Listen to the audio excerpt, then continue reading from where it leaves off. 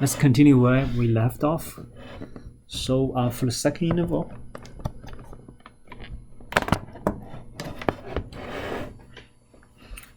I'm going to replace x with 1 into the second derivative. Equals 12 times 1 square minus 24 times 1, which is negative 12. So this is negative. That's not 0. This interval is negative, so it's concave downward.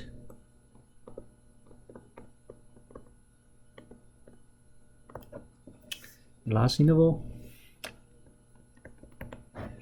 replace x with 3. So you get a 12 times 3 square minus 24 times 3. So it's 12 times 9 minus 72. 108 minus 72 is 36. Again, it's positive. That tells us it's concave upward. So now if you look at it, concavity changes at x equals 0 and at x equals to 2. Going from upward to downward, downward to upward. So concavity changes at x equals 0 and x equals 2. So the point of inflection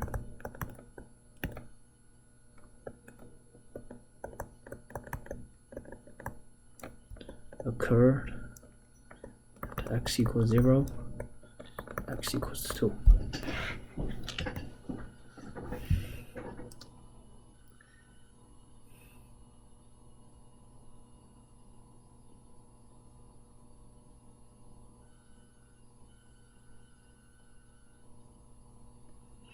So let's take a look at a graph really quick, and you can take a look at detailed solutions from the PowerPoint. So from negative infinity to 0, it's concaving upward. From 0 to 2, it's concaving downward. So the point of inflection occurs here.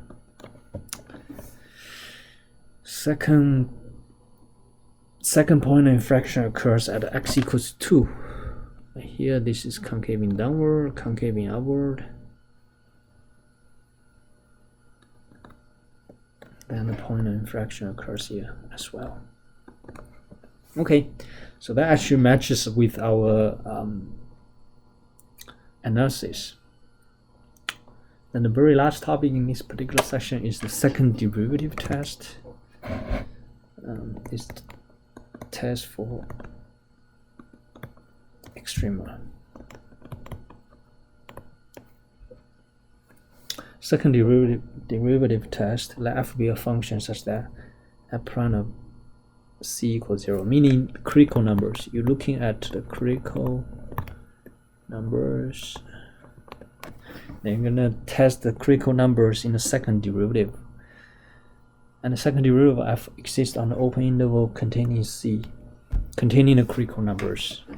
So if the f double prime of the critical number is greater than 0, then we have relative minimum at c comma f of c. If f double prime of c is less than 0, then we have a relative maximum at c comma f of c. If f double prime of c equals 0, then the test fails. I'm going to go back to the first derivative to figure out whether it's a relative maximum, relative minimum, or neither. Okay, so let's take a look at the example using the second derivative test. Find the relative extrema for f of x equals negative 3 x to the 5 plus 5x cubed. So first of all, in order to find the relative extrema using the second derivative test, you need to find out the second derivative. But before we can find the second derivative, we're going to find the first derivative. So the first derivative here is negative 3 times 5 times x 4 minus 1 plus 5 times 3 times x 3 minus 1. So we get negative 15 x to the 4th plus 15 x squared. And now we can find out a critical number by setting f prime of x equal to 0. setting a prime of x equals 0, find critical numbers.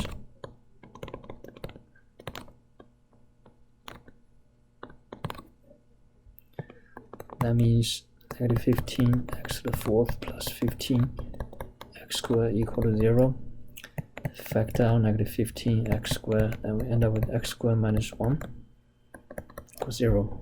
And three zeros, x squared equals 0, x squared minus 1 equals 0, x equals 0, that's first critical numbers.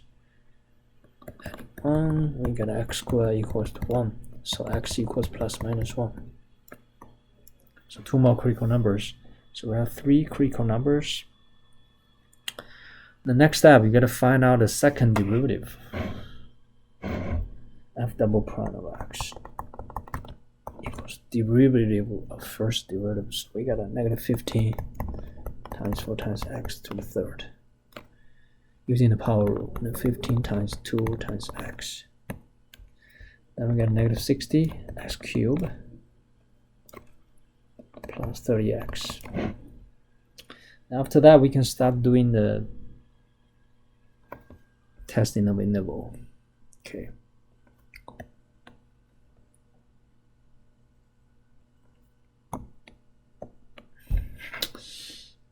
Okay, so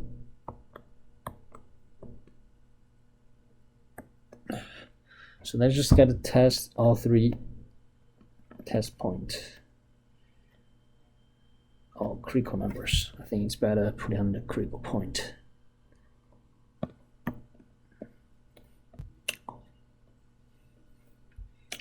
Critical point. First point, let's take a look. When x equals 0, f of 0 equals to 0. So 0, 0, that's the first point we're going to test. Then we determine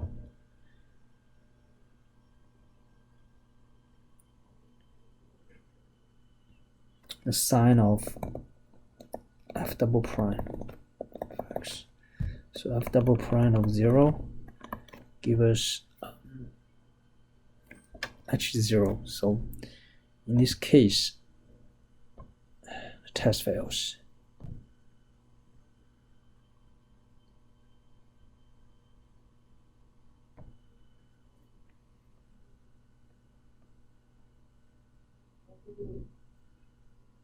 Conclusion. Second derivative test fails.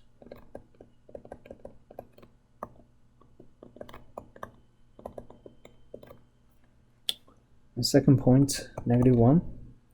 When x equals negative 1, now from negative 1 equals to negative 60 times negative 1 to the third plus 30 times negative 1. We have negative 60 minus 30, which is 30.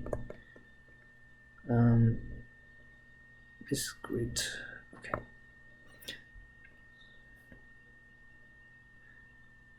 No, hold on. We plug back to the original function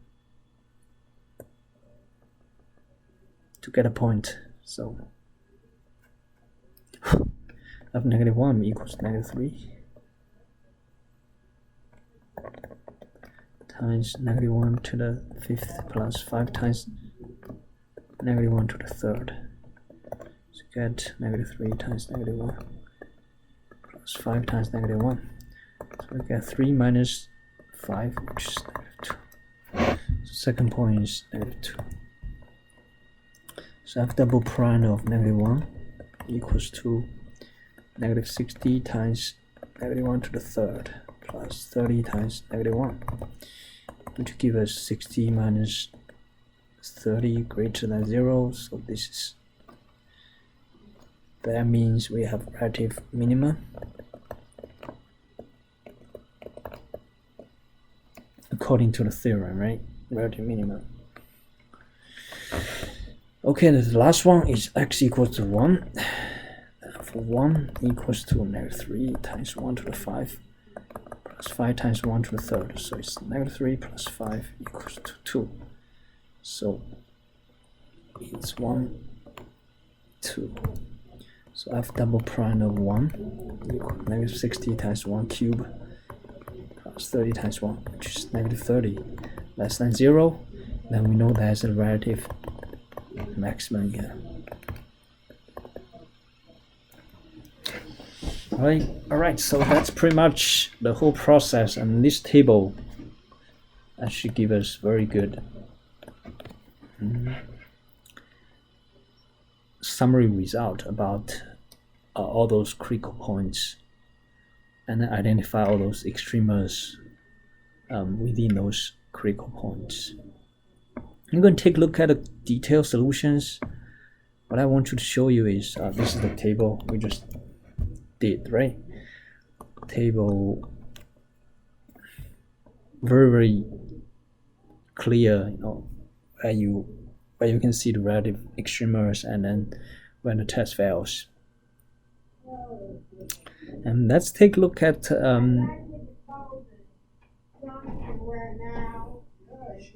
the graph, as you can see right here. Relative minimum occurs at a -1 and -2. And if you look at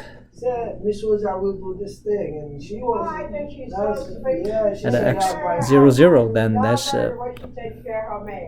test fails, which is the concavity. This is actually the pointer infraction, because it's concave downward, concave upward. So that's pointer infraction. And at 1, 2, then we have a relative maxima.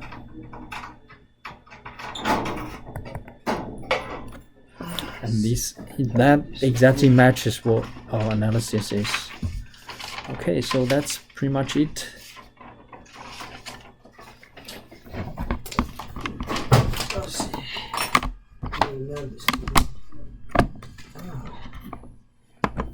This class might not be one, isn't it? 6 students. Maybe we can see.